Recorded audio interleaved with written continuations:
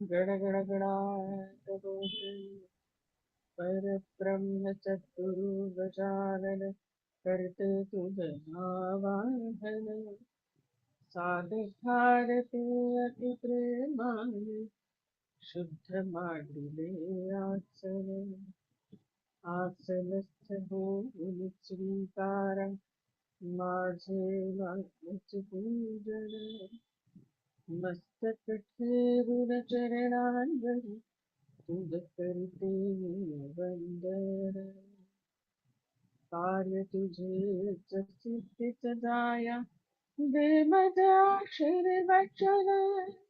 दे माझा वचन दे माझा वचन गण गण गणात बोते गण गण गणात बोते गण गण गणात बोते समर्थ सद्गुरु श्री गजानन महाराज की जय. जय गजानन. गेल्या वेळेला आपण पहिल्या अध्यायाला सुरुवात केलेली होती. जसं मी म्हटलं तसं महाराज बनवून घेतात, त्यामुळे प्रत्येक वेळी तो अध्याय पूर्ण होईलच असं नाही. ताई आवाज कमी येतोय.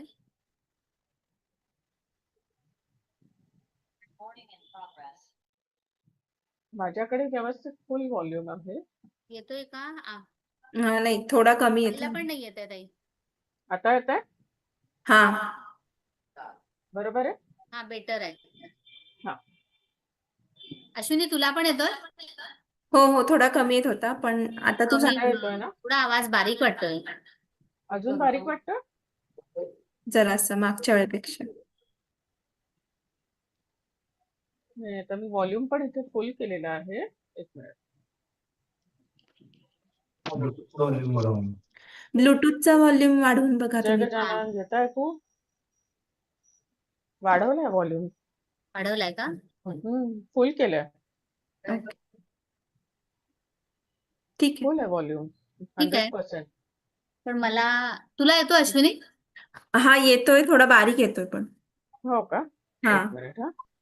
जरा मी ब्लूटूथ बंद करून नुसतं बघू का? हा चालेल चालेल.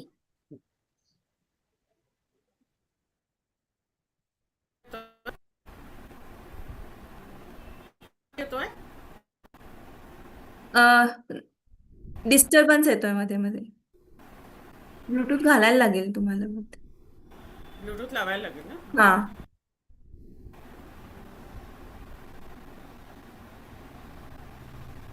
आता ब्लूटूथचा आवाज वाढवा ताई. ऐकू आता येत येतोय? नाही. सूर ऐकू येत नाही. माझं इकडे आहे ना, इथे. आता येतोय हा, आता येतोय. व्यवस्थित नॉर्मल? हा, हा येतोय येतोय. ओके, बर बर. जय गजानन. बोला. गेल्या वेळी आपण पहिल्या अध्यायाला सुरुवात केलेली होती. परमपूज्य आदरणीय श्री नांदेडकर गुरुजी, श्री विशाल गुरुजी यांच्या चरणी नतमस्तक होते. तुम्हा सर्व श्रोत्यांना भावपूर्ण वंदन करते आणि आजच्या भागाला सुरुवात करते. आजचं हे दुसरं पुष्प.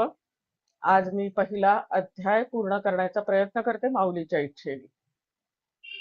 तर आता सगळ्यांना व्यवस्थित ऐकू येत असेल तर फक्त थम्स अप दाखवा. ऐकू येत आहे व्यवस्थित सगळ्यांना? ओके, ठीक. जय गजानन. कसं आहे, एकदा सद्गुरूंना वंदन केलं की आपल्याला एक निर्धास्तपणा येतो. शिवधनुष्य जे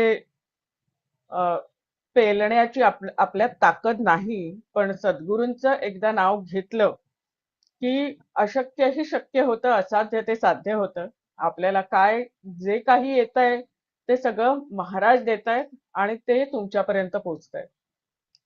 तर हे प्रत्येक संतांनी, प्रत्येक संत कवींनी सद्गुरूंना वंदन केलंय. सगळ्या संतांना वंदन केलंय. प्रत्येक मंगलाचरणांमध्ये तुम्ही बघितलं तर आधी सगळ्यांना वंदन केले जातं. तसंच आपल्या दासगणू महाराजांनी हा ग्रंथ लिहिताना मंगलाचरणात प्रथम गणेशाला वंदन केलेलं आहे, सरस्वतीला वंदन केलेलं आहे. गेल्या वेळी आपण त्याच्यातनं गेलोय, पण तरी सुद्धा काही काही गोष्टी आपल्या राहिलेल्या आहेत.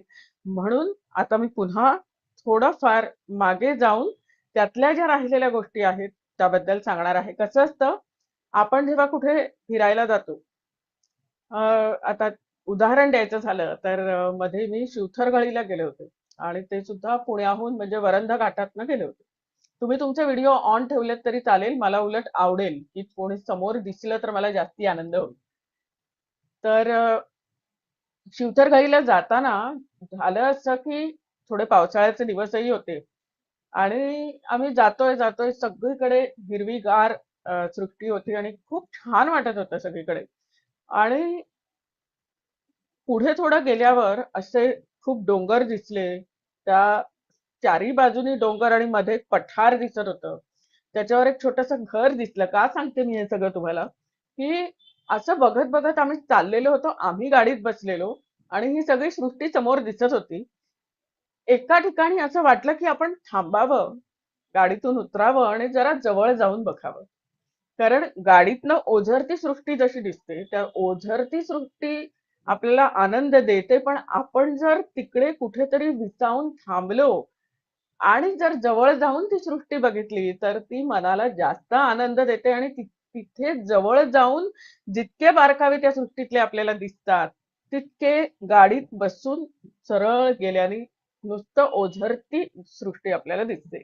तो आनंद आपल्याला मिळत नाही. तर म्हणून एका ठिकाणी आम्ही गाडी थांबवली, गाडीतनं उतरलो. गाडीतनं उतरून थोडं पुढे गेलो तर असं दिसलं की ते जे पठार आहे त्याच्यावर एकच घर आहे. त्याच्या मागे एक सुंदर असं पांढऱ्या रंगाचं मंदिर होतं. अजून त्याच्या मागून एक धबधबा कोसळत होता. हे सगळं वर्णन मी का करतेय, की जेव्हा आम्ही गाडीतनं उतरलो आणि जवळ गेलो, तेव्हा आम्हाला ही अजून त्यातली सौंदर्य आम्हाला दिसली.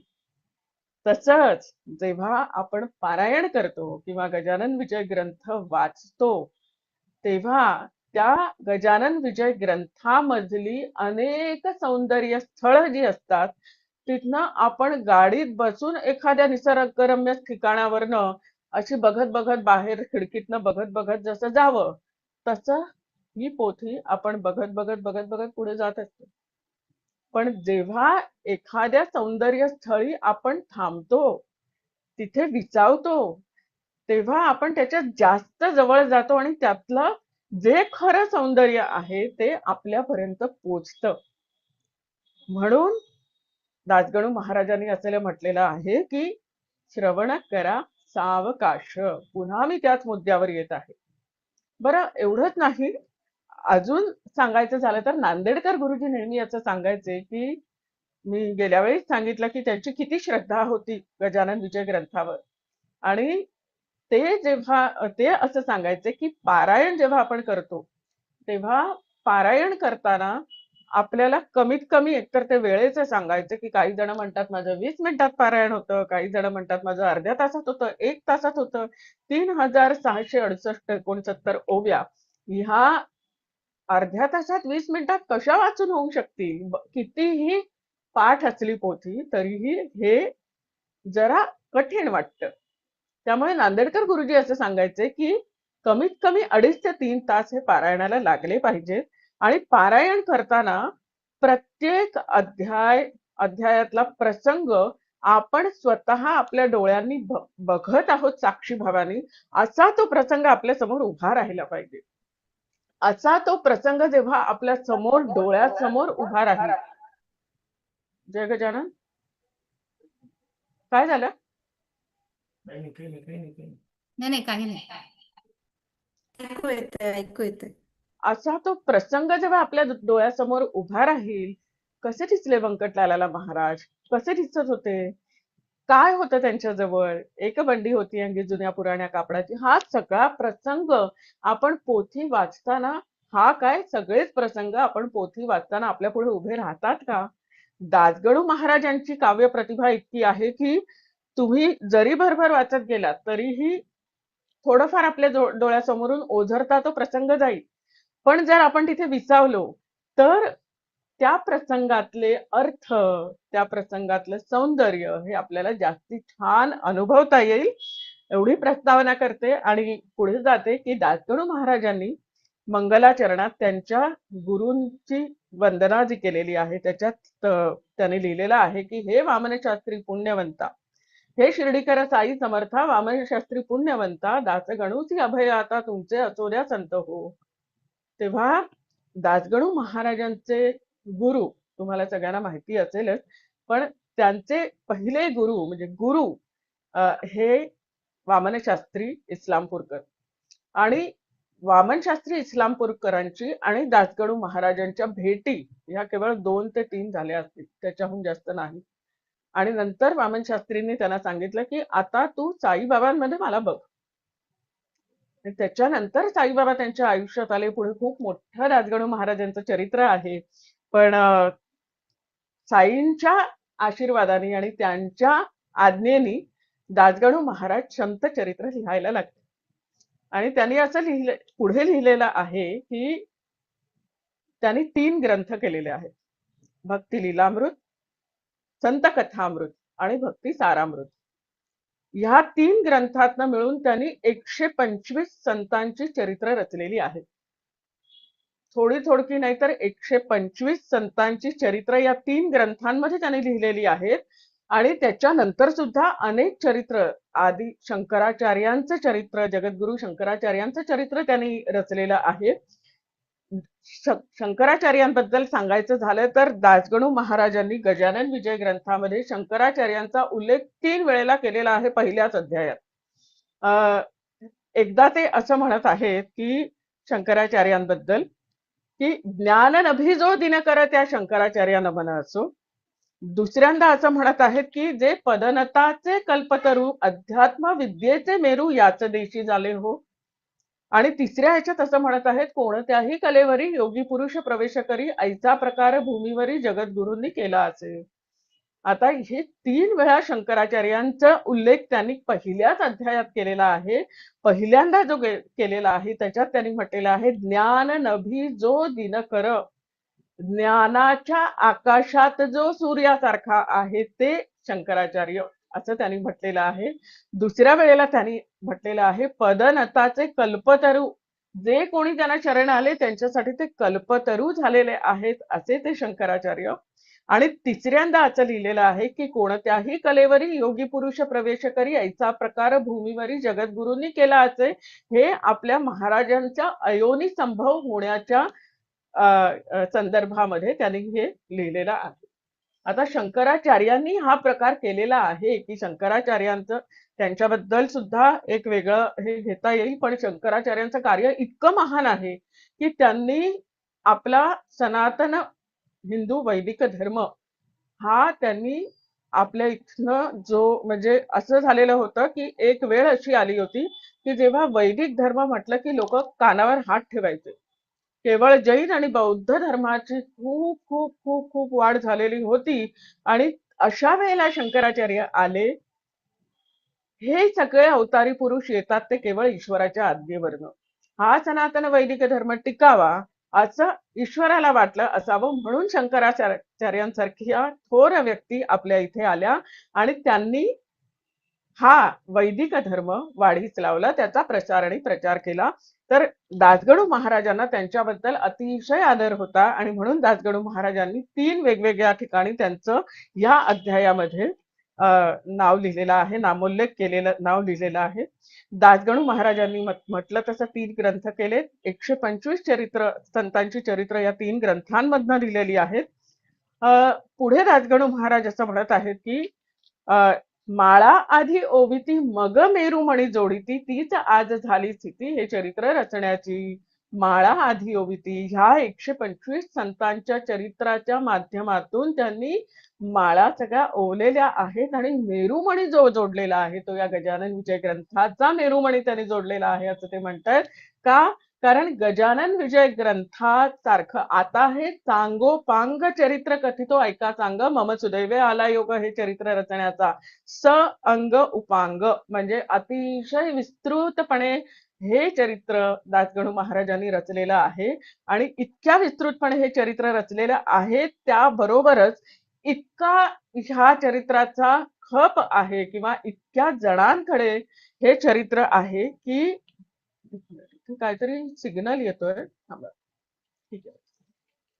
की हे चरित्र इतकं प्रसिद्ध झालेलं आहे, केवळ भारतामध्ये नाही तर जगभर ह्या चरित्राचा प्रचार झालेला आहे. जगभर प्रत्येक भक्ताकडे हे चरित्र उपलब्ध आहे.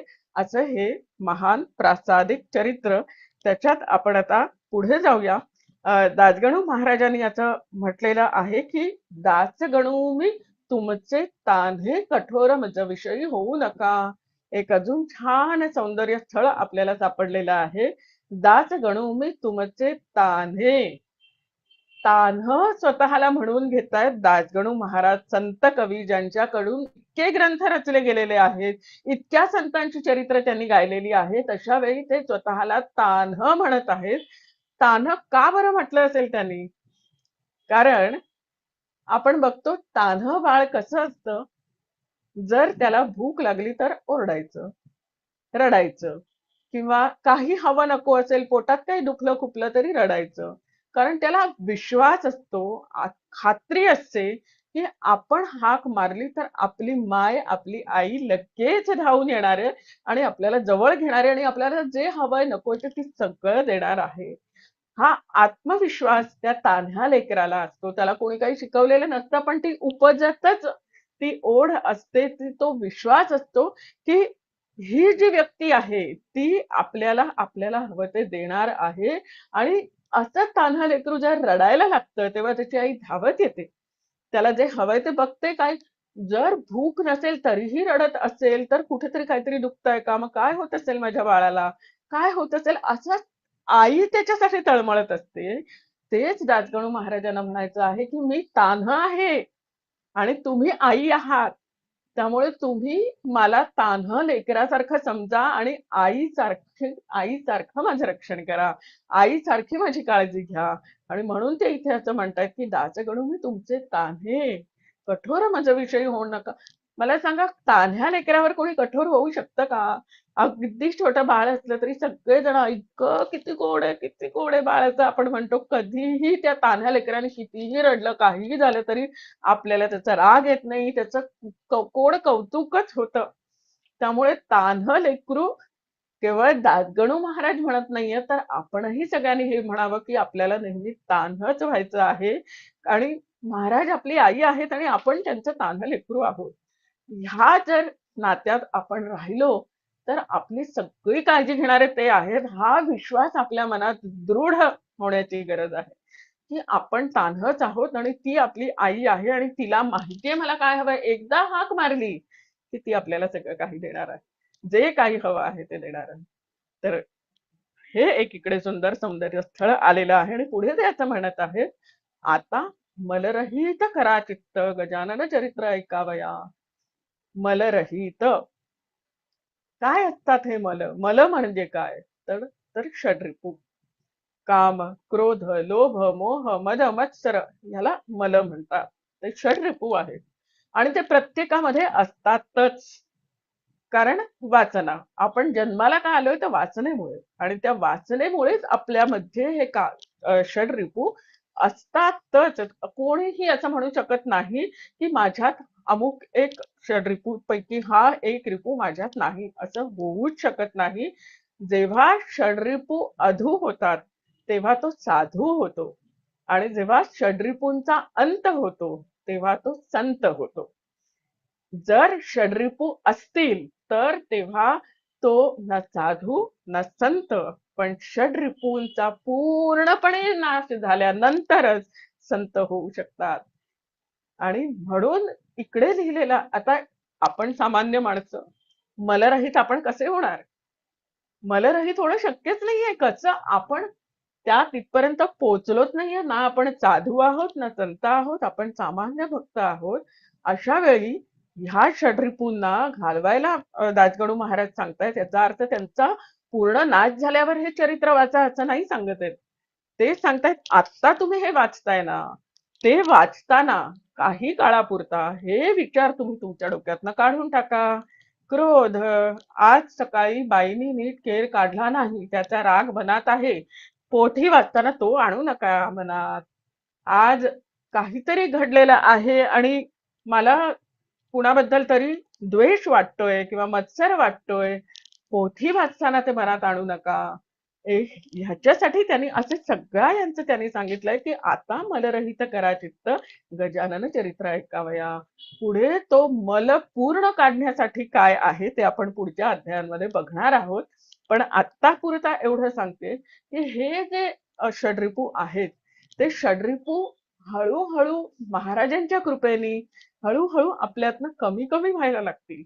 पण त्यासाठी एक गोष्ट आपल्याला करता येईल की हे षड्रिपू नाहीसे नाही होऊ शकणार, मग आपण त्यांना वळवायचं.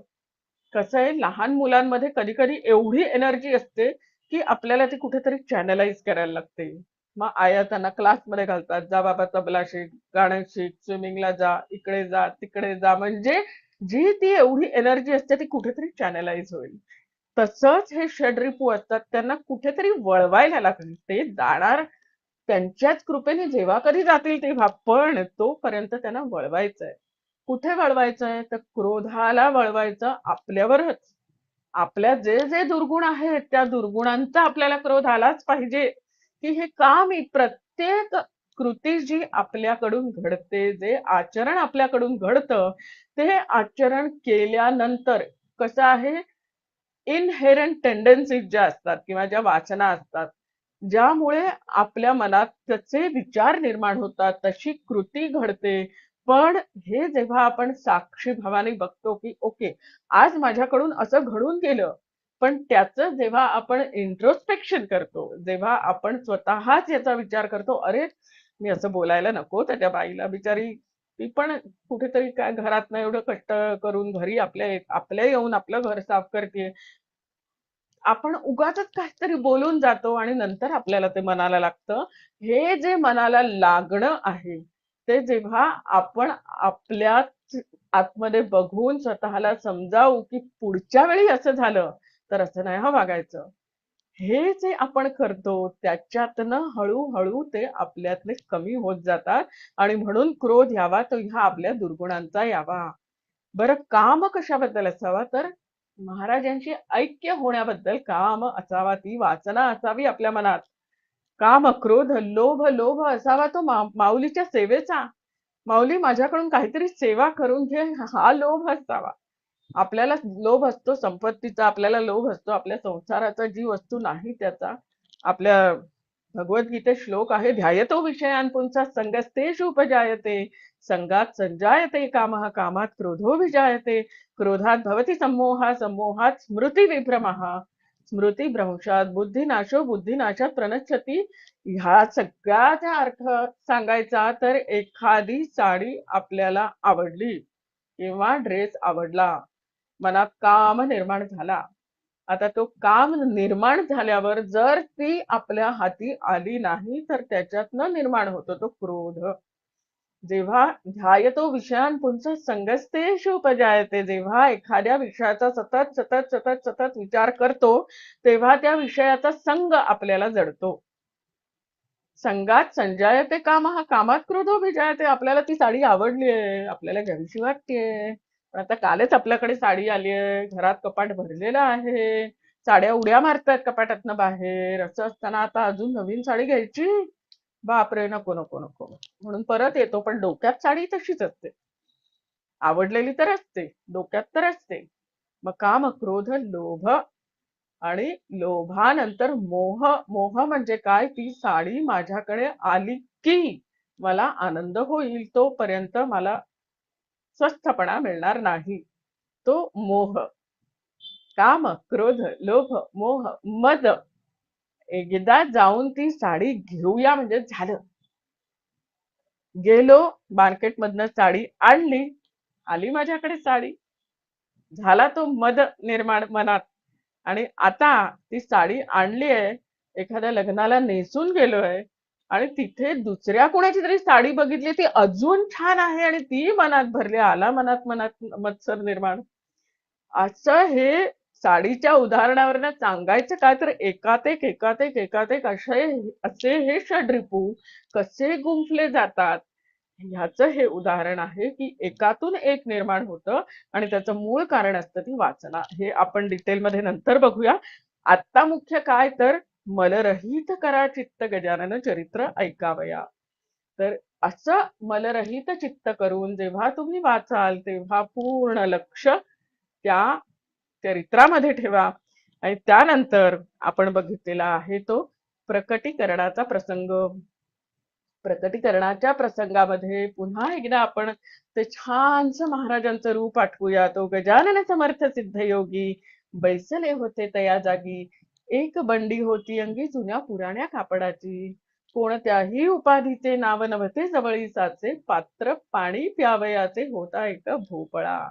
कच्ची चिलीम हातात जी होती तयांची स्वकृत, कुंभाराच्या भट्टीप्रत जिने नव्हते पाहिले, नासाग्र दृष्टी मुद्रा शांत, तपोबल अंगी झळकत, प्राचीच्या बाल रविवत वर्णन किती करावे. किती सुंदर वर्णन दासगणू महाराजांनी केलेलं आहे की प्राचीच्या बाल रविवत, पहाटेचा सूर्य तो कसा असतो, त्याच्यात तेज असतं पण ते तेज पोळणार नसतं, ते तेज शीतल असतं, आपल्याला मनाला आनंद देणार असतं. दुपारचा माध्यान्नीचा सूर्य, आता तर माध्यान्नीचा कशाला, सकाळी 9 वाजता सूर्याकडे बघितलं तरी ते तेज आपल्याला सहन होत नाही. पण प्राचीच्या बालरवीचं जे तेज असतं ते अतिशय सुखकारक, आल्हादकारक आणि शीतल असं ते तेज असतं. आणि म्हणून प्राचीच्या बालरविवत वर्णन किती करावे असं दासगणू महाराजांनी इथे उल्लेख केलेला आहे. त्याच्या नंतर ते म्हणतायत की आपण त्या सगळ्या प्रसंगावरनं आलेलो आहोत की प्राचीच्या बालरविवत वर्णन किती करावे, मूर्ती अवघी दिगंबर भाव मावळेला आवड आपपर, आवड निवड साचार राहिली न जवळी जयाच्या, ती समर्थांची स्वारी बैसोनिया रस्त्यावरी शोधन पत्रावळीचे करी, केवळ निज लिलेने. हे सगळे प्रसंग आपण बघितले. अन्न परब्रह्म ह्याच्याबद्दल बोलून झालेला आहे. आणि त्यानंतर ताट आणून त्यांच्या समोर ठेवतात. ठेविलेल्या पात्रावरी भोजना बैसली समर्थ स्वारी, चवीन कशाची अंतरी अणुमात्र उरली असे, अनुपम ब्रह्मरसाला जो पिऊन तृप्त झाला तो क्या मागतो गुळवण्याला मित्या मारीला बैसेल. हे सगळं झालंय आणि नंतर दामोदर पंत विचारतायत की पाणी आणू का, तुम्हा गरज असेल जरी तरी आणून घालावारी, एक ब्रह्म जगदांतरी ओत प्रोत भरले असे. इथे आपण गेल्या वेळी थांबलेलो होतो. ओतप्रोत, कुठेही एक कणभर सुद्धा जागा शिल्लक नाही, इतकं ते ब्रह्म सर्व व्यापी आहे, सगळीकडे भरून राहिलेलं आहे. आणि म्हणून महाराज म्हणतात तुम्हाला गरज असेल तर आणा, मला गरज नाहीये. कारण त्यांना सगळीकडे ब्रह्मच दिसतंय. पाणी प्यायले काय, पाणी नाही प्यायले काय, सगळीकडे ब्रह्म दिसतंय. पण तरीही पाणी आणणे दामोदर घरात गेले साचार, तो इकडे प्रकार काय झाला तो एका. कुपाची या शेजारी हाळ होता निर्धारी, हाळ म्हणजे ओढा, जिथे जनावरे सारी पीत होती पाण्याला, तिथे जाऊन पाणी प्याले, तृप्ततेचे ढेकर दिले. तिथे जाऊन पाणी प्यायले आणि तृप्ततेचे ढेकर दिले. बघा कसं शक्य आहे ते. ओढ्यावरचं पाणी जे जनावर सुद्धा पितायत अशा ठिकाणी जाऊन महाराज पाणी प्यायले आणि तृप्ततेचे ढेकर दिले. तो आले पंत पाणी गडव्यात, हा ते गढूळ पाणी समर्थाने लावा वदनी, ते जनावरा लागून योग्य आहे प्यावया. मी हे पहा आणले नीर, कसं आणलंय नीर, गोड निर्मळ थंडगार, वासित केले साचार, वाळा घालून यामध्ये. आता हे एवढं सगळ्या त्याच्यावर क्रिया करून महाराजांसाठी ते पाणी घेऊन येईपर्यंत महाराज त्या ओढ्याचं पाणी प्यायलेले होते. आणि हे पाणी दिल्यावर जे सगळं ते म्हणाले हा ते गढूळ पाणी समर्थाने लावा बदली, त्यावर महाराज सांगताय की व्यावहारिक अवघ्या कथ्या यानं सांगा आम्हा तुम्ही. हे अवघे चराचर ब्रह्मे व्याप्त साचार, तेथे गढूळ निर्मळ वासित नीर हेन भेद राहिले. पाणी तरी तोच आहे, निर्मळ गढूळ तोच पाहे, सुवास कुवास दोन्ही हे रूप त्याचे निसंशय. इथे त्यांना काय म्हणायचं आहे की आपण त्या पाण्याला या उपाधी दिल्या, काय उपाधी दिल्या आहेत? सुवास, वासी तर केलेच आचार वाळा घालून यामध्ये. कुवास, ते गढूळ पाणी समर्थानं लावा वदनी. हा, त्यानंतर सुवास कुवाच दोन्ही हे रूप त्याचे निच संशय. ते पाणी, त्या पाण्याला लागलेला तो सुवास, तो कुवास, या सगळ्यामध्ये केवळ महाराजांना ब्रह्मच दिसत आहे. दोन्ही हे रूप त्याचे निसंशय. पिणाराही ना वेगळा, पिणारा वेगळा आहे पण त्यापासून ना निराळा. मी पाणी पिणार आहे पण मी आणि तो ब्रह्म वेगळे नाही होत. इकडेच त्यांनी मोठा उपदेश स्वतःबद्दलच सांगितलेला आहे. आपण जे म्हणतो अनंत कोटी ब्रह्मांड नायक महाराजाधिराज योगीराज परब्रह्म सच्चिदानंद भक्त प्रतिपालक शेगाव निवासी समर्थ सद्गुरु श्री गजानन महाराज की जय, हे म्हणताना तो भाव आपल्या मनात येतो का, की ते परब्रह्म आहेत आणि आपण काय मागतो त्यांच्याकडे? बरं, आपण आई म्हटलेलं आहे म्हटल्यावर आपल्याला काही दुखलं खुपलं लागलं तर आपण त्यांच्याकडेच जाणार, पण तरी किती वेळा आणि का तेच तेच मागायचे? ते कशासाठी बसलेले आहेत? ते परब्रह्म आहे, तुम्हाला कैवल्याच्या मार्गावर घेऊन जायला आलेले आहेत.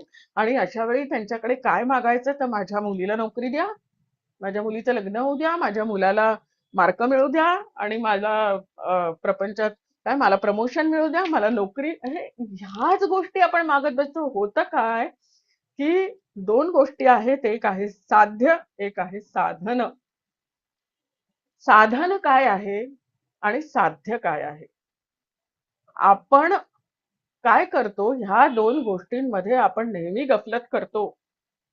आपल्याला वाटतं साध्य म्हणजे प्रपंच, प्रपंच आपण साध्य करायला जातो आणि त्याचं साधन म्हणून महाराज आहेत. महाराज, माझ्या प्रपंचात ही कमी आहे ती पूर्ण करा, ह्याच्यासाठी आपण जातो महाराजांकडे. नाही हो, उलट होतंय ते. साध्य महाराज आहेत आणि प्रपंच हे साधन आहे.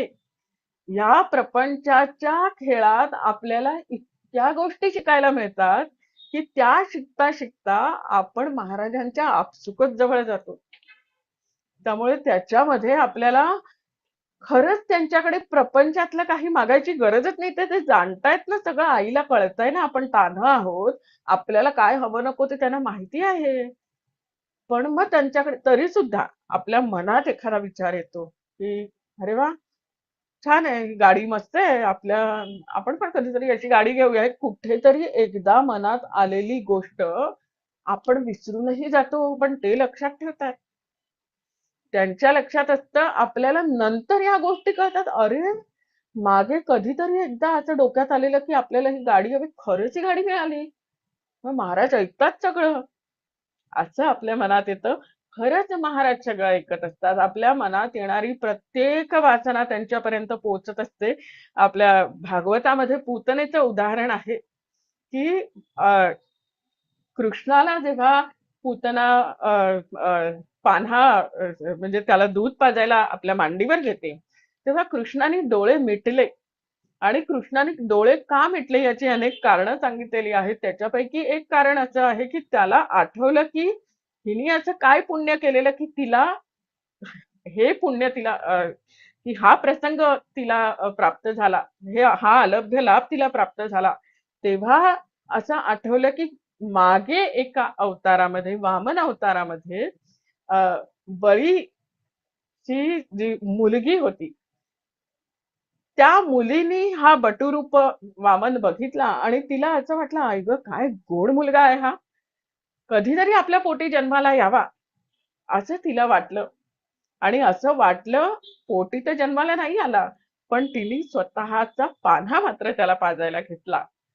तर ही तिची तेव्हाची वासना ती ह्या जन्मी अशी पूर्ण झाली. तसंच तिच्या मनात नंतर जेव्हा आपल्या 3 पावलांमध्ये सगळी संपत्ती बळीची हरवली, तेव्हा मात्र तिच्या मनात असा राग आला, कसलंच म्हणजे कसलं माझ्या पोटी जन्माला यावा असं म्हटलं याला, उलट ह्याला तर विष पाजून मारून टाकावं. झालं, पूतना म्हणून जन्माला आली. या दोन्ही इच्छा एकाच ह्याच्यात पूर्ण करायला कृष्णाने तसा अवतार घेतला. तसा तिचा जन्म झाला आणि कृष्णाने ते घडवून आणलं. सांगायचा मुद्दा हा, छोट्यात छोटी वासना एक कणभर, एक क्षणभर सुद्धा आपल्या मनात येऊन गेली ती आपल्यापर्यंत पोचली नाही तरी महाराजांपर्यंत पोचते. म्हणून प्रत्येक कृतीमध्ये इतका जागरूकपणा पाहिजे की आपण काय करतोय, आपलं आचरण काय आहे, आपले विचार काय आहेत. आपल्या वासना जशा असतात तसंच आपण घडतो. त्यामुळे त्याच्यात असं नाहीये की आपण स्वतःला अपराधी समजायचं नाही. आपण जन्मालाच तसे आलेलो आहोत. आपण ज्या वासना घेऊन जन्माला आलेलो आहोत तशीच आपली वृत्ती असणार. पण त्या वृत्तींना रोखणं हे आपल्या हातात आहे. त्या वृत्तींना वळवणं हे आपल्या हातात आहे. हे कधी घडेल? एकतर त्यांच्या कृपेने आणि दुसरं आपल्या स्वतःच्या अभ्यासाने. हे अभ्यासानेच घडणारी गोष्ट आहे की प्रत्येक कृती जी आपण करतो त्यावेळी आपल्याकडून ती कृती घडून जाते. त्याच्यानंतर असं वाटतं की अरे असं नको होतं करायला. हे जे वाटणं आहे ते अतिशय योग्य आहे असं वाटायला पाहिजे. आणि असं जेव्हा एकाच कृतीबद्दल पुन्हा पुन्हा पुन्हा अशा कृती घडतील आणि प्रत्येक वेळेला आपल्या मनात हा विचार येईल, अरे असं काय झालं माझ्या हातून, अरे असं काय झालं, हळूहळू ती वृत्ती आपली आपोआप नष्ट होईल, रोखून धरली जाईल. पुढच्या वेळी असं काही तोंडावर सुद्धा आलं तरी आपण बोलणार नाही. तर हे केवळ अभ्यासाने शक्य आहे. हे मी इथे का सांगते, कारण पुढचा उपदेश असा आहे की महाराज सांगतायत की हे अवघे चराचर ब्रह्मे व्याप्त साचार, तिथे गढूळ निर्मळ वासित नीर हेन भेद राहिले. पाणी तरी तोच आहे, निर्मळ गढूळ तोच पाहे, सुवास कुवास हे रूपे त्याची निसंशय, पिणाराही न वेगळा त्यापासून न निराळा. ईश्वराची अगाध लीला ती कळे या नरजन्मी. ईश्वराची अगाध लीला ती फक्त आणि फक्त या नरजन्मातच कळू शकते. का? कारण नरदेहाचं अनन्यसाधारण महत्व आहे, जे अनेक संतांनी आपल्याला सांगितलेलं आहे की हा नरदेह किती विवेक चूडामणीमध्ये हा श्लोक येतो की दुर्लभम त्रयमेव इतत् दैवानुग्रह हेतुकम मनुष्यत्वम मुमुक्षुत्वम महापुरुष संश्रयः, असा विवेक चूडामणीमध्ये दुसरा किंवा तिसरा श्लोक आहे. अर्थ काय? तर दुर्लभम त्रयमेव इतत्, या 3 गोष्टी अतिशय दुर्लभ आहेत आणि त्या केवळ पुण्यानेच मिळतात. दैवानुग्रह हेतुकम, पहिली गोष्ट कुठली? मनुष्यत्व. नरदेह प्राप्त होणं ही पहिली सगळ्यात दुर्लभ गोष्ट आहे. मुमुक्षुत्वम, नरदेह प्राप्त होऊन कुठेतरी मनात असं येणं की काहीतरी कमी आहे, काहीतरी अपूर्णता आहे आणि ती अपूर्णता पूर्ण होण्यासाठी वृत्ती अंतर्मुख होणं हे मुमुक्षुत्व केवळ आणि केवळ पुण्याईनेच प्राप्त होतं. मुमुक्षुत्वम आणि महापुरुष संश्रय म्हणजे सत्पुरुषाचा सहवास मिळणं, त्याची कृपा होणं, त्याचा आशीर्वाद मिळणं हे सुद्धा अतिशय दुर्लभ आहे. आणि ह्या अशा गोष्टी आपल्या जीवनात आपल्याला मिळाल्या. आपण आज गजानन विजय ग्रंथ वाचून मनुष्यत्व तर प्राप्त झालेलंच आहे, कुठेतरी मुमुक्षुत्व प्राप्त झालेलं आहे, म्हणून आपण ह्या ग्रंथावर चिंतन करायला बसलेलो आहोत. आणि कुठेतरी महाराजांची कृपा आहे, त्यांच्याशी तो सत्संग घडत आहे. महापुरुष संश्रय, या 3ही गोष्टी आपल्याला प्राप्त झालेल्या आहेत. म्हणजे आपल्या भाग्याचा आपणच हेवा करावा असं आपलं भाग्य आहे सगळ्यांचं. तर असं सगळं प्राप्त झालेलं असतं. बरं, नरदेह का इतका दुर्लभ आहे? इतर सगळ्या योनींमध्ये आपण बघितलं तर विवेक बुद्धी असते, पण तितक्या प्रमाणात पॉवर ऑफ डिस्क्रिमिनेशन डेव्हलप झालेली नसते. आपली बुद्धी जितकी डेव्हलप्ड आहे तितकी इतर कुठल्याही योनींमध्ये नाही. म्हणून त्या सत्सद विवेक बुद्धीचा वापर करून त्या नरदेहाचं सार्थक करणं हे अतिशय महत्वाचं आहे. आणि त्याच्यासाठी आपण ह्या नरदेहाचा उपयोग करणं गरजेचं आहे. नरदेहाचं महत्व किती जणांनी सांगितले. समर्थ म्हणतात, धन्य धन्य हा नरदेहो, याची अपूर्वता पाहो, जो जो की जे परमार्थ लाहो, तो तो पावे सिद्धी ते. पुढे ते असं म्हणतायत, बहुत जन्मांचा शेवट नरदेह सापडे अवचट, येथे वर्तावे चोखट नीती न्याये. या नरदेहाचे नि आधारे नाना साधनाचे नि द्वारे मनुष्य मुख्य सारासार विचारे बहुत सुटले. सारासार विचार करून अनेक जण मोक्ष मार्गावरून मोक्षाकडे गेले.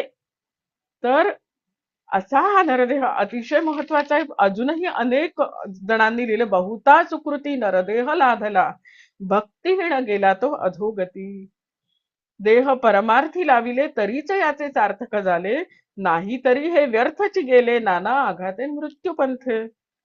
आणि कबीरांचा एक दोहा आहे, रात गवाई सोयके, दीन गवाया खायके, हिरा जन्म अमोलचा, कोडी बदले जाय. म्हणजे काय तर दिवस जातो खाण्यामध्ये, रात्र जाते झोपण्यामध्ये, आणि हिऱ्यासारखा जो जन्म आपल्याला मिळालेला आहे तो कवडी मोलाने जातो. तर असा हा कवडी मोलाने जन्म जाऊ नये म्हणून नरदेहाचं सार्थक करायला हवं आहे. तर म्हणून याचेच पुढे सांगतायत. आता मुख्य उपदेश सांगितलेला आहे की ईश्वराची अगाध लीला ती कळे या नरजन्मी. ते दिले टाकून दिलं आपण ती कळे या नरजन्मी. ठीक आहे बाबा. कसं असतं आपलं की परमार्थ करायचा, नक्की करायचं, परमार्थ करायचा. आत्ता नको वेळ आहे, आत्ता काय, आत्ता सगळं भोगण्याचं वय आहे आपलं. मस्तपैकी एन्जॉय करायचंय लाईफ. हा, मस्तपैकी पैसा मिळवायचा आहे, मस्तपैकी भरपूर मजा करायची आहे, फॉरेन ट्रिप्स करायच्या, हे करायचंय ते करायचंय, आणि नंतर रिटायरमेंट, पोस्ट रिटायरमेंट प्लॅन ठरलेला आहे. दिवसभर 2-3 तास नुसतं जपच करणार आहे ते. आणि जप झाल्यानंतर ध्यान, सगळं माझं शेड्यूल आत्तापासून डोक्यात फिक्स आहे, हे असं मी करणार आहे. काय माहिती काय होणार आहे पुढे, कुणाला माहितीये.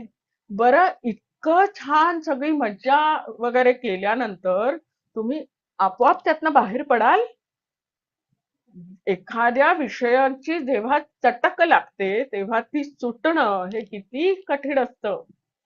गोंदवलेकर महाराजांचं एक उदाहरण आहे की गोंदवलेकर महाराज आणि त्यांचे एक भक्त एकदा असे रस्त्याने चाललेले होते आणि त्यांच्या समोरून एक अतिशय व्यसनाधीन झालेला असा दारू प्यायलेला माणूस असा काय म्हणतात त्याला, लटपटत येत होता, झिंगत येत होता. तर तिथे त्या भक्तानी महाराजांना विचारलं, महाराज, या अशा माणसांबद्दल काय वाटतं हो तुम्हाला? त्याच्यावर गोंदवलेकर महाराज म्हणाले, सांगतो नंतर. दुसऱ्या दिवशी त्याने पुन्हा एकदा विचारलं, महाराज, मी तुम्हाला विचारलेलं की तो काल आपल्याला येताना दिसला ना दारुड्या, तर अशा माणसांकडे बघून तुम्हाला काय वाटतं? तेव्हा ना गोंदवलेकर महाराजांचं असं उत्तर होतं की जे प्रपंची माणसांना बघून वाटतं तेच त्याला बघून वाटलं. प्रपंची माणसं प्रपंचाच्या विषयात बुडालेले असतात आणि हा दारूच्या ह्याच्यात बुडालेला आहे. विषय एकच, काही फरक नाही. दोन्ही व्यसनच आहेत. प्रपंचाचंही व्यसन आहे आणि ह्याचंही व्यसनच आहे. फक्त प्रपंच सोडायचा नसतो, प्रपंच हा करायचाच असतो. तो कसा करायचा हे नरसिंग महाराज आणि महाराजांच्या संवादात त्यांनी सांगितलेलं आहे, ते आपण पुढे बघणार आहोत. पण सांगायचा मुद्दा असा की ते दिले टाकून व्यवहारी गोविले मन. आता व्यवहारी गोविले मन असं का म्हटलेलं आहे? व्यवहार कधी घडतो? व्यवहारासाठी 2 व्यक्ती लागतात, 2 गोष्टी लागतात. एका माणसामध्ये व्यवहार होईल का? नाही. महाराज व्यवहार हा शब्द 2दा वापरतायत, म्हणून याच्यावर चिंतन झालं की काय म्हणतायत व्यवहार म्हणजे काय? तर व्यवहार हा नेहमी 2 माणसांमध्ये होतो. व्यवहारी गोविले मन म्हणजे तिकडे भेद, आपल्याला सगळीकडे भेद दिसतायत. आता मी वेगळी, हा वेगळा, ती वेगळी, तो वेगळा, आणि महाराजांना सगळीकडे एक ब्रह्मच दिसतंय. आणि म्हणून ते म्हणतात की व्यावहारिक कथा यानं सांगा आम्हा तुम्ही, किंवा व्यवहारी गोविले मन. हे व्यवहार म्हणजे काय? तर 2 दिसणं हा व्यवहार आहे. जेव्हा एकच असतं तेव्हा ते परब्रह्मच असतं, पण 2 आले की व्यवहार असतो. म्हणून व्यवहारी गोविले मन पुढे ध्येय सांगतायत आपल्याला. याचेच करा सदा मनन, कशापासून जग झाले. का सांगतायत असं? आता मी जसं पहिल्यांदा सांगितलं होतं की दासगणू महाराजांनी काय केलेलं आहे, तर प्रत्येक अध्यायात काहीतरी उपदेश दिलेला आहे. पहिल्याच अध्यायात अ, स्टीफन कोव्हेचं 7 habits of most effective people असं बऱ्याच जणांनी वाचलं असेल पुस्तक. त्याच्यामध्ये पहिलं काय दिलेलं आहे, begin with the and in mind. आपल्याला एंड कसा हवा आहे, begin with the and in mind. तेच इथे दासगणू महाराजांनी केलेलं आहे. ध्येय काय आहे, तर याचेच करा सदा मनन, कशापासून जग झाले. जग कशापासून झाले, का बरं याचा विचार करायचा आहे. कसं आहे, आपल्या आयुष्यामध्ये एक अपूर्णता आहे हे आपल्याला जाणवत आहे. म्हणून आपण आज इथे सगळे जमलेलो आहोत. कुठेतरी काहीतरी कमी आहे, कुठेतरी काहीतरी कमी आहे. ती एक 99 मोहरांची गोष्ट आहे. थोडक्यातच सांगते, आपल्याला वेळ आहे तसा, पण तरी थोडक्यात सांगते. ती एक राजा फेरफटका मारायला गेलेला असतो आणि तो जातो आणि बघतो की आपल्या राज्यात सगळे खुश आहेत ना, सगळ्यांना सगळं मिळतंय ना, प्रजा सुखी आहे ना. आणि असं ते बघायला जातो, एका घराबाहेर येतो तर कोणीतरी काहीतरी रडणं चालू असतं की आपल्याकडे हेच नाही, कोणीतरी असं दुःखी बसलेलं असतं. थोडं पुढे जातो, दुसऱ्या घरात पण काहीतरी भांडणं चालू असतात. तिसऱ्या घरात जेवायला काही नसतं म्हणून सगळे उदास बसलेले असतात. असं करत करत ज्या घरात जातो, प्रत्येक घरामध्ये त्याला कुठेतरी काहीतरी असं वाटतं की नाही, हे सगळे आनंदात नाहीयेत. मग तो त्याच्या मंत्र्याला विचारतो की हे असं का रे, आपल्या अख्ख्या ह्याच्यात कोणीच आनंदी नाहीये.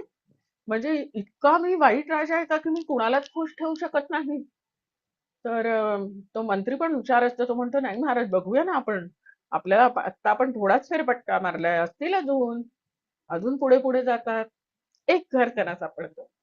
काही फार मोठं घर नसतं, छोटंसंच घर असतं. एक छोटीशी बाहेर बाग असते, अंगण असतं आणि तिथे 2 मुलं खेळत असतात. राजा आपला वेश बदलून आलेला असतो. तो आपल्या साईडने जाऊन जरा बघतो की या घरात काय चालू आहे. तर तिकडे त्याची बायको स्वयंपाक करत असते. तो काहीतरी माळीकाम चालू असतं आणि नंतर ती स्वयंपाक झाल्यावर बोलावते की या बरं सगळ्यांनी, आता जेवण तयार आहे.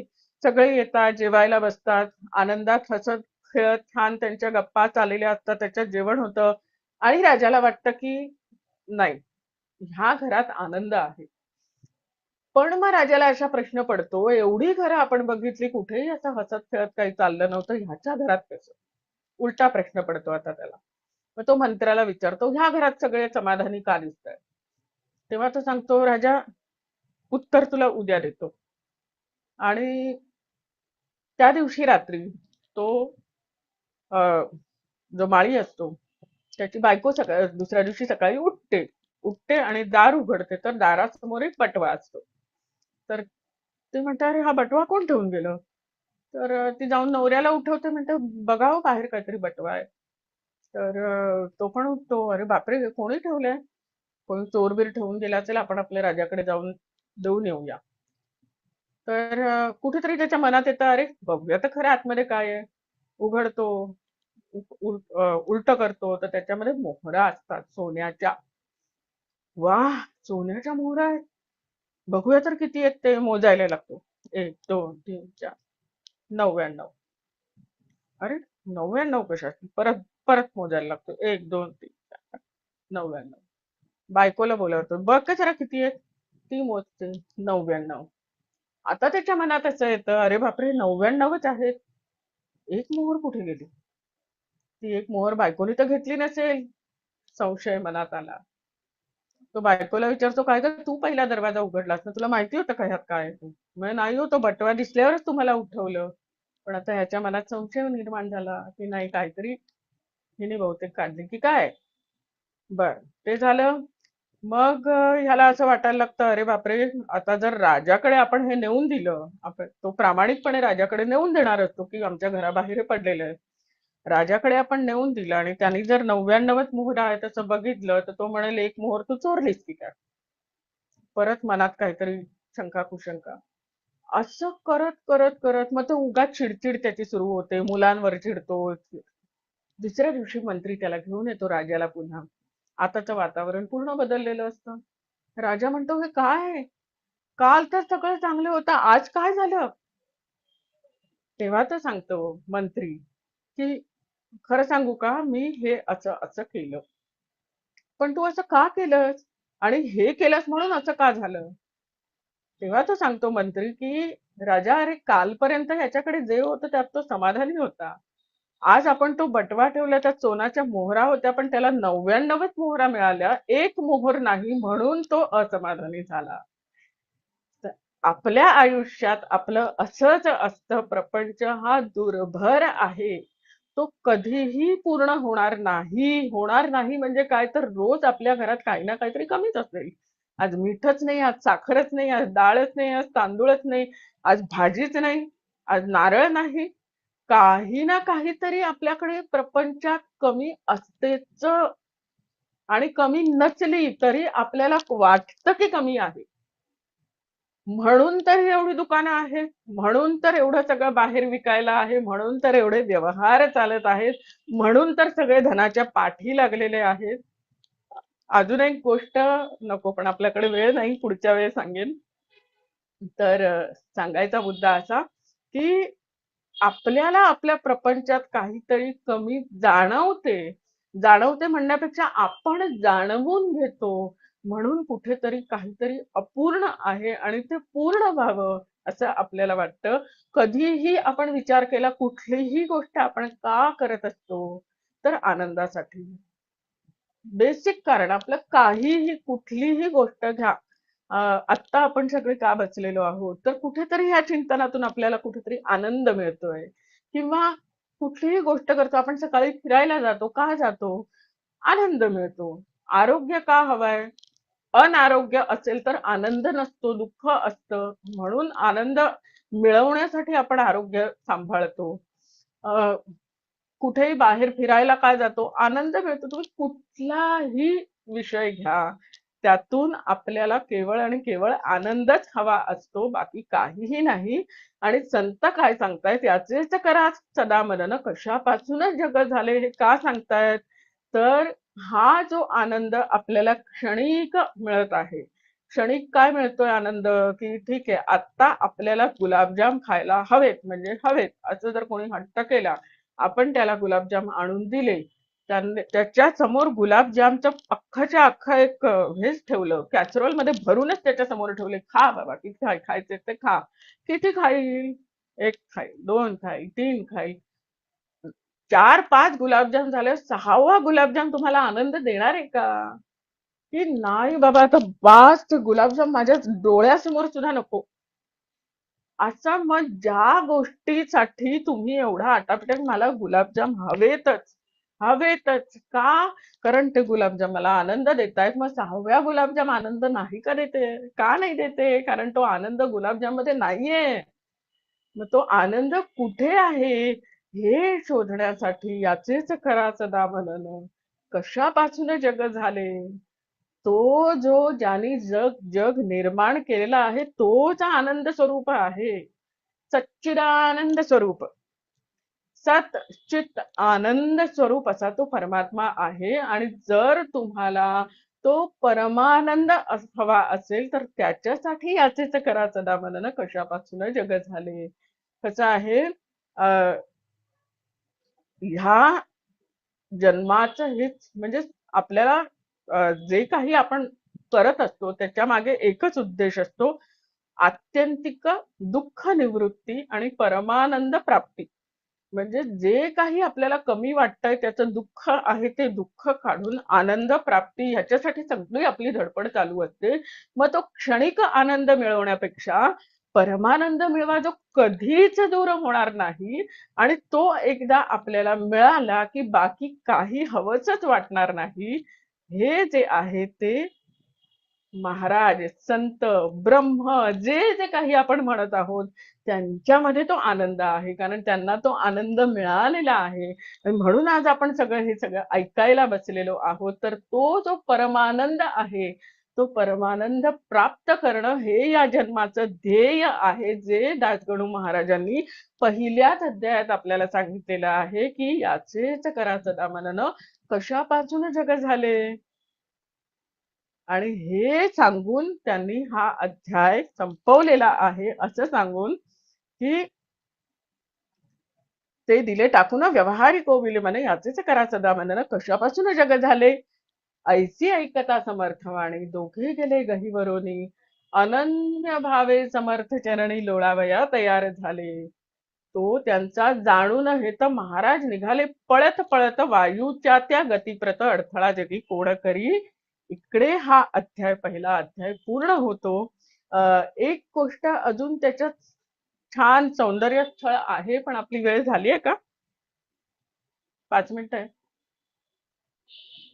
आहेत अजून 5 मिनिटं सांगू हा. शकता कंटिन्यू. तर ह्या अध्यायात एक ओवी येते, ज्या ओवीने माझं लक्ष अनेक वेळा वेधून घेतलेलं आहे की दासगणू महाराजांनी असं लिहिलेलं आहे की जेव्हा करावे लागे पुण्य, तेव्हाच लाभती संत चरण.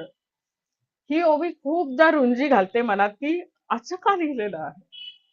नॉर्मली सगळीकडे आपल्याला हेच रेफरन्सेस मिळतील, पूर्व सुकृता वाचून या संत सेवाना घडे जाणं, असं दासगणू महाराजांनी लिहिलेलं आहे. पुण्य असलं तर संत सेवा घडते. इथे दासगणू महाराज असं म्हणतात, जेव्हा करावे लागे पुण्य तेव्हाच लाभती संत चरण. ही अशी ओवी का रचली असेल याच्यावर खूप विचार झाला.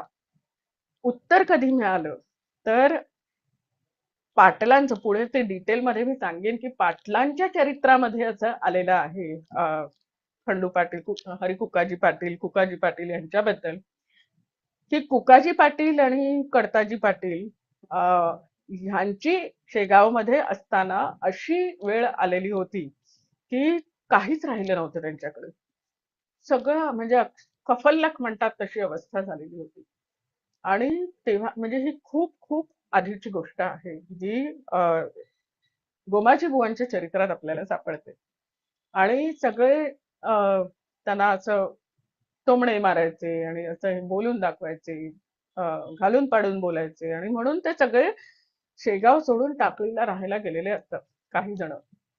आणि तेव्हा कोणीतरी त्यांना सांगतं की नागझरीला गोमाजी बुवा आहेत, त्या गोमाजी बुवांना त्यांचं दर्शन घ्या, ते तुम्हाला काहीतरी त्यांची कृपा झाली तर सगळं बदलेल, असं करून ते जातात गोमाजी बुवांकडे.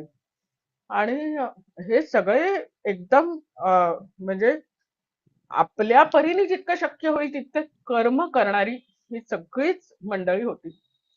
त्यामुळे ते आपापलं कर्म करत होते, पण कोणीतरी सांगितलं म्हणून त्यांच्या दर्शनाला गेलेले असताना तिथे वाघ आणि गाय असे दोन्ही एकाच ठिकाणी गोमाजी बुवांच्या बरोबर बसलेले दिसले. तर त्यांनी बघितलं तेव्हा त्यांना काही एवढं वाटलं नाही, ठीक आहे, आहेत संत आहेत, नमस्कार करून आले. पण नंतर काहीतरी असं घडलं की त्यांचा त्यांच्यावर विश्वास बसला, आणि तो इतका बसला की ते त्यांचे शिष्य झाले. आणि मग गोमाजी बुवांनी त्यांना सांगितलं की आता इथून पुढे प्रत्येक वर्षी तुमची पंढरपूरची वारी झाली पाहिजे. तिथे तिकडे पंढरपूरला गेले. पंढरपूरला गोमाजी बुवा स्वतः त्यांना एकदा घेऊन गेले. त्यांच्या समोर पंढरी ला साकडं घातलं की आता हा तुझा आहे असं त्यांना सांगितलं, आता ह्यांच्यावर तुझं लक्ष असू दे असं गोमाजी बुवांनी सांगितलं. त्यानंतर त्यांच्याकडे सगळ्याच गोष्टी पालटत गेल्या, आणि इतक्या पालटल्या की पुढचं सगळं प्रकरण आपल्याला माहितीच आहे की ते शेगावला परत आले, तिकडे समृद्ध झाले, आणि पुन्हा त्यांच्याकडून संत सेवा घडली, आणि ती इतकी घडली की अजून घडत आहे. तर जेव्हा करावे लागे पुण्य तेव्हाच लाभती संत चरण, की आता सगळं पुण्य संपलं, आता आपल्याकडे काही ठेवा शिल्लक नाही, पण काहीतरी आहे की ज्याच्याने आपल्याला संत प्राप्ती झालेली आहे. कुठेतरी एक काहीतरी गोष्ट आपल्याकडे अशी आहे आधीची संचितातली, ज्यामुळे त्यांची प्राप्ती झाली, आणि ती झाल्यानंतर आपल्याकडनं अशा गोष्टी पुण्य घडायला लागलं. जसं जसं पुण्य घडायला लागलं तशी संत सेवा पदरी येत गेली, जे पाटील बंधूंच्या बाबतीत आपण बघितलेलं आहे की कसे संत त्यांच्या आयुष्यात आले, कुठपासून सुरुवात झाली, कुठे गेले, सगळं आपल्याला माहिती आहे. तर अजून ह्या ओवीचं चिंतन चालूच आहे, पण ही गोष्ट ऐकल्यानंतर अनेक अशा गोष्टी आठवल्या की खरंच जेव्हा काही काही जणांच्या बाबतीत असं होतं की आता पुढे काय, तिथपासून खरी सुरुवात होते. त्यांना पुण्य प्राप्ती तिथपासून घडायला लागते. तर कधी-कधी आयुष्यात असे प्रसंग येतात की माणूस हरवून जातो की हे काय, हे असं का झालेलं आहे? तर त्याच्या मागचं कारण सुद्धा महाराजांना माहिती असतं. जे काही घडत असतं ते आपल्या हिताचं घडत असतं. हे आपण मनातल्या मनात जाणून निर्धास्त राहणं, हे मला इथे सांगायचं आहे. पहिल्या अध्यायाचं जितकं शक्य होईल, कदाचित काही राहिलं असेल, तरी जितकं शक्य होईल तितकं सांगायचा प्रयत्न केला. काही चुकलं असेल तर क्षमा, पण जे वदवून घेतलंय ते माऊलीने घेतलेलं आहे. झालेली सेवा महाराजांच्या चरणी अर्पण करते आणि तुम्हाला सगळ्यांना धन्यवाद देते. जय गजानन. समर्थ सद्गुरू श्री गजानन महाराज की जय. जय. खूप खूप धन्यवाद ताई. ऐकू आलं व्यवस्थित? आणि तुझ्यातनं नाही, मी म्यूट करते. व्यवस्थित ऐकू आलं ना सगळ्यांना? हा, हो खूप धन्यवाद ताई. जय गजानन. सगळ्यांचे बाजूला कॅमेरे हे आहेत ना चालू, त्यामुळे आवाज हो, येतात त्याच्यातून असं. हा, काही हरकत खूप वेगळ्या पद्धतीने आणि आमच्या बुद्धीच्या पलीकडचंच होतं हे सगळं. तुमच्या अभ्यासामुळे आम्हाला त्याची उकल होतीये असं मी म्हणते की खरंच वेगळ्या अप्रोचनी हा ग्रंथ बघायला हवा आणि मग आपल्या आयुष्यात आपण त्याचा कसा हे करू, त्याचा उपयोग करू आणि समजून घेऊ ते. ही वेगळी दिशा तुम्ही देताय. ऍक्च्युली प्रत्येक ठिकाणी एक वेगळी दृष्टी मिळते आणि त्यामुळं मी खरंच महाराजांचे, माऊलीचे धन्यवाद मानते की जय. या ग्रंथाचं विवेचन, निरूपण ह्या माध्यमातून ह्या मंचावर होतंय. हे आमचं भाग्य आहे सगळ्यांचं. म्हणजे ते सुद्धा जय. कुठेतरी काही पुण्य केलंय म्हणून हे सगळं होतंय आणि पूर्व सुकृत पण आहे. म्हणून हा ग्रंथ ह्या सगळेजण ऐकायला जमलेले आहेत. खूप खूप नक्की. धन्यवाद माऊलीचे. जय गजानन. धन्यवाद मी पण देते, कारण त्या आणि अनुषंगाने प्रतिक्रियांसाठी आपण ग्रुप ओपनच ठेवतोय, त्यामुळं देऊ शकता तुम्ही तुमचे जे काय भाव आहेत ते तुम्ही व्यक्त करू शकता. मला एवढंच अश्विनी, विचारायचं आहे, काही जड जात नाहीये ना? म्हणजे असं मी खूप खूप काही असं जड बोलते असं नाहीये ना? ताई तुम्ही म्यूट आहात. नाही, नाही. ऐकू येते. ऐकू येते. नाही का? येतोय नाही. आवाज? नाही. हो येतोय हो आवाज? येतोय अगदी. हो हो येतोय येतोय का? येतोय. हा, बरं, ठीक हा. आहे. इथे येतोय, मी आपल्याला म्हटलं येतोय. की फार नाही, असं माझा आवाज फार नसणार. असं जड होत नाहीये ना, हेवी होत नाहीये ना, ते काय म्हणजे मी नाही नाही ठरवून बोललं अगदी जात नाही. सुंदर. हं. नाही नाही, अ, इतकं सुंदर म्हणजे सांगताय ना तुम्ही. तुम्ही जी उदाहरणं देताय ना, इतकी छान उदाहरणं देतात की तुम्ही आम्हा गृहिणींच्या आयुष्यातली काही उदाहरणं देतायत. महाभारतातली काही उदाहरण देऊन तुम्ही आम्हाला ते ओव्या समजावून सांगतायत. इतकं सुंदर वाटतं की असं डोळ्यात पाणी येतं तुम्ही सांगताना जेव्हा. आणि तुम्ही तो मागे फोटो लावलाय महाराजांचा ना, तो असा इतका बघते. छान वाटता येतं की असं आपण, महाराज आपलं हे सगळं ऐकतायत. महाराज हे सगळं ऐकतात. महाराजांची उपस्थिती इथे जाणवतीये. खूप सुंदर आणि जय खूप गजानन. खूप धन्यवाद जर तुमचे. असं कधीही वाटलं की नाही हे काही समजत नाहीये तर मला सांगा. असं हे नाहीये काही. हं? कारण नक्कीच. माझाही हा अभ्यासच आहे आणि मलाही त्यातनं आनंदच मिळतोय. मी पण तुम्हाला धन्यवाद देते की तुमच्यामुळे माझ्याकडून ही सेवा महाराज करून घेत आहेत. त्यामुळे खूप खूप धन्यवाद. जय गजानन. आय थिंक ताई कोणाला तरी बोलायचं आहे. हा. ते मेसेज त्यांना अश्विनी म्यूट करू शकतेस का? हा हा हा अनम्यूट. परवाणी आंबेडकर. आंबेडकर. त्याने जरा परवाणी ताई तुम्ही हँडरेज करू शकाल का जरा, म्हणजे कळेल आपल्याला की ते. कारण एक मिनिट हा.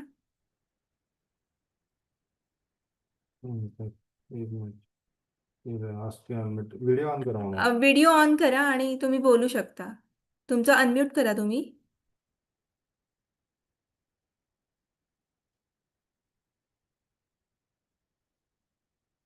हॅलो, हा जय गजानन. मॅडम ऐकायला येतंय का आपल्याला?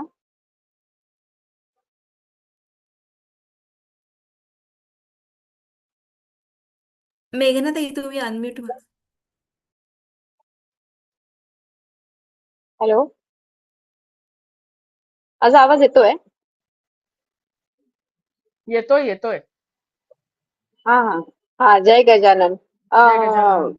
मी ना, हा हा, आज ना मी पहिल्यांदा तुमच्या ही जी उपक्रम तुम्ही जो काही सुरू केला आहे, तर हा मला वाटतं गेल्या शुक्रवारी मला नाही ऐकता आला, तर त्याची मला ना खूप खंत होते की मला नाही ऐकायला मिळालं. आणि आता सुद्धा मला वाटतं 9:15 वाजून गेल्यानंतर मला रिकलेक्ट झालं की मला ना म्हणजे जी लिंक आली आहे त्याच्यावर मला ते जॉईन करून ऐकायचं आहे.